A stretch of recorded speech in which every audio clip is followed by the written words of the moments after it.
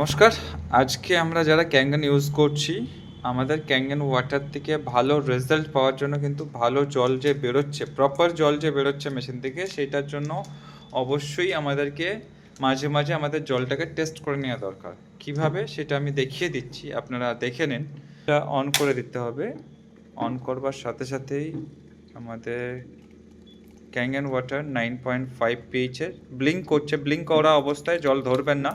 Blink করা stop হয়ে গেলে তার কিছুক্ষণ পরে আপনারা জলটা নেবেন 10-15 সেকেন্ড পরে, ঠিক আছে?